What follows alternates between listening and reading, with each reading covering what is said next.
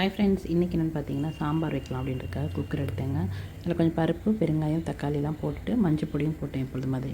அப்புறம் தான் பார்த்தீங்கன்னா இந்த வீடியோ பார்த்திங்கன்னா எல்லாருமே என்ன பண்ணுறாங்க, ஏதோ டிஷ்யூ வச்சுட்டு நம்ம சென்டரில் அந்த மூடி இருக்கு இல்லையா, அதில் டிஷ்யூ கட் பண்ணி வச்சுட்டு விசில் விட்டோம்னா பொங்கி அதில் தட்டிலலாம் பார்த்திங்கன்னா மேலே இந்த மாதிரி மூடியில் வந்து ஃபுல்லாக மஞ்சள் ஆகிடும் இல்லையா.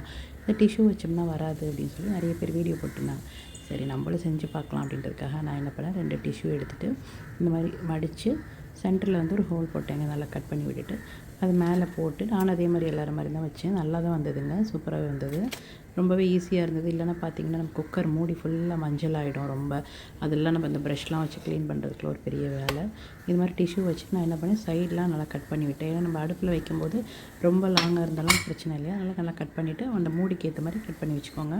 வச்சுட்டு இது மாதிரி குக்கரில் வச்சுட்டு நல்லா உங்களுக்கு 2 விசிலோ இல்லை 4 விசிலோ எடுத்து ஆஃப் பண்ணுங்கள். சூப்பராகவே இருந்தது.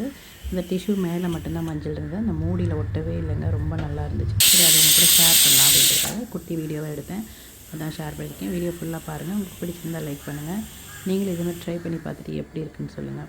நான் வந்து வீடியோ நிறைய பேர் இந்த மாதிரி யூடியூப்பில் போட்டிருக்காங்க. சரி நம்மளும் அந்த கரெக்டாக இந்த மதியானம் சாம்பார் வைக்க போகலையா, அந்த டைம் ஞாபகம் வந்தது. சரி ஓகேன்னு சொல்லிட்டு இது ஃபுல்லாக பாருங்கள், ஒன்றுமே ஒட்டலை. அது மேலே இருக்க டிஷ்யூவோட கலர் தான் உங்களுக்கு அப்படி தெரியுது முடியல, நல்லா ஒட்டாமல் க்ளீனாக வந்தது. அதுக்கப்புறம் நீங்கள் ஆஃப் பண்ணிவிட்டு அந்த டிஷ்யூ எடுத்து போட்டோம்னா சூப்பராகவே இருக்குங்க. என்ன லேசாக டிஷ்யூ அதில் ஒட்டும், கொஞ்சம் தண்ணி தெளிச்சு இது பண்ணிங்கன்னா போயிடுது. ட்ரை பண்ணி பாருங்கள். தேங்க்யூ.